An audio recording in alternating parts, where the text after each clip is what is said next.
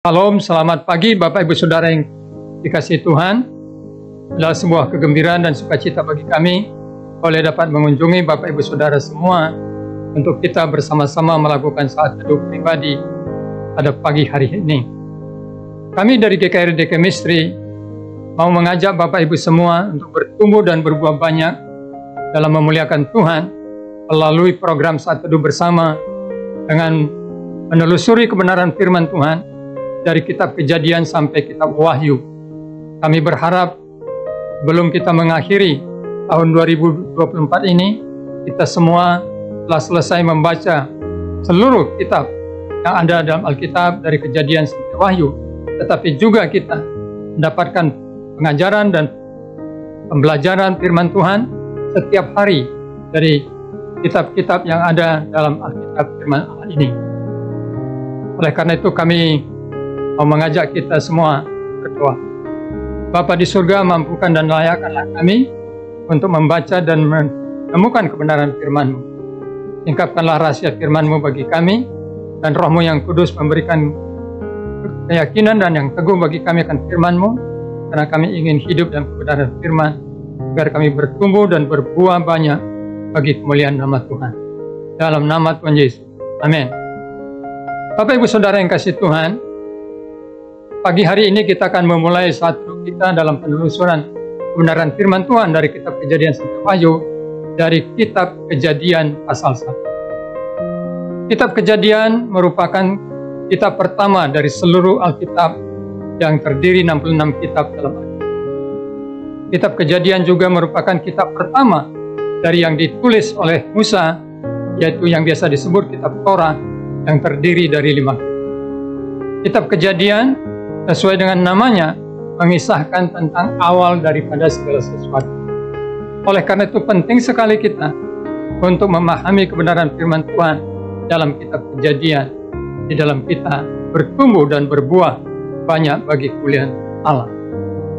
Pagi hari ini kita akan belajar firman Tuhan dari kitab Kejadian pasal 1. Yang pertama, firman Tuhan ini mengajarkan kepada kita dalam ayat 1 dengan berkata seperti ini.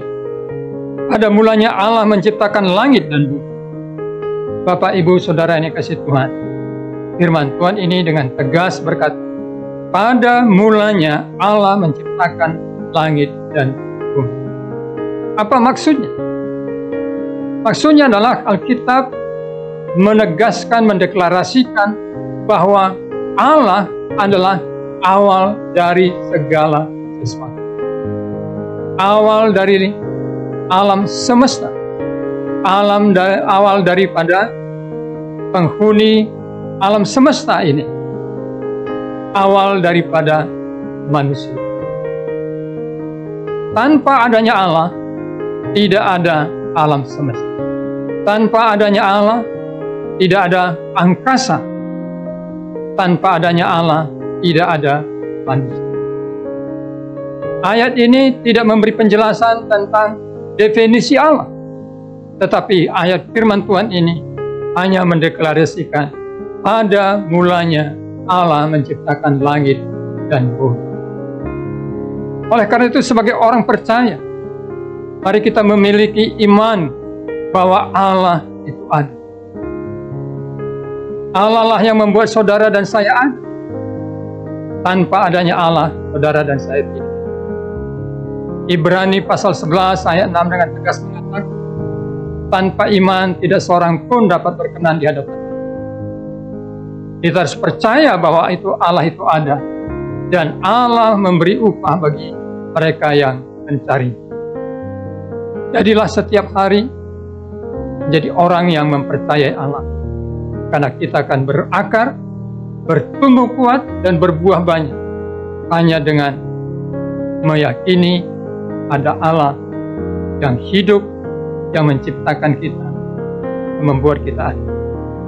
Tetapi yang kedua adalah firman Tuhan ini mengajarkan kepada kita tentang proses penciptaan alam semesta, yaitu ayat 2, dari ayat 2 sampai dengan ayat 25. Dan untuk memahami bagaimana agungnya Allah menciptakan alam semesta itu, saya akan bacakan salah satu anak kalimat yang diulang-ulang di dalam Kejadian pasal 1 ayat 2 sampai 25 yang berbunyi seperti ini. Allah melihat bahwa semuanya itu baik. Allah melihat bahwa semuanya itu baik. Anak kalimat itu menekankan, menegaskan bagaimana kemuliaan Allah di dalam Dia menciptakan alam. Kata baik di sini mempunyai 3 makna utama. Baik itu artinya teratur, sistematis. Jadi ketika Allah menciptakan alam semesta dan isinya, Dia menciptakannya dengan teratur. Dia tidak asal-asalan menciptakan, tapi Dia menciptakan dengan sebuah keteraturan, dengan sistematis yang sangat luar biasa. Yang kedua, kata baik ini mempunyai makna estetik yang tinggi, keindahan yang tinggi. Itulah sebabnya mengapa kita melihat alam itu begitu indah. Lihatlah ketika matahari terbit, betapa indahnya cakrawala yang terlihat. Ketika matahari terbenam, betapa indahnya cakrawala itu, gunung-gunung, laut. Bahkan ketika kita memandang ke atas, menatap langit-langit pada malam hari dan melihat bintang-bintang, maka kita melihat betapa indah. Allah itu agung karena Dia adalah orang kreator yang luar biasa dengan estetika yang sangat mengagumkan. Makna ketiga dari kata baik adalah berkualitas. Semua yang diciptakan itu memiliki kualitas yang terbaik, kualitas yang unggul. Dia bukan ciptaan yang rapuh, saudara-saudara, tetapi Dia merupakan dengan kualitas yang terbaik. Allah itu ada, dan Dia adalah kreator yang agung, yang mulia. Oleh karena itu kita harus menyembah Dia. Perhatikanlah tubuh saudara, betapa teraturnya setiap anggota tubuh saudara. Bayangkan seandainya Allah itu tidak teratur. Mata kita ini diciptakan di atas kepala. Betapa repotnya kehidupan kita. Tapi Allah itu begitu teratur.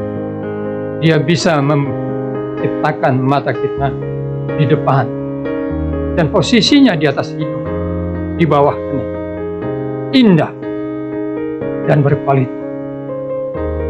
Terpujilah Tuhan Allah kita yang hidup, yang berkarya dengan segala keteraturan, keindahan, dan kualitas yang terbaik. Tuhan memberkati. Kita berdoa. Tuhan, ajarlah kami untuk meneladani kepadamu bahwa Engkau Allah yang telah menciptakan kami, tapi juga Allah yang telah melakukan yang terbaik dalam hidup.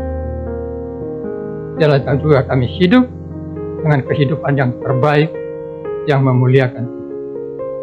Dalam nama Tuhan Yesus, amin. Bapak Ibu Saudara yang kasih Tuhan, selamat pagi, selamat beraktivitas. Tuhan menyertai saudara. Sampai kita bertemu besok pagi kembali. Tuhan berkati.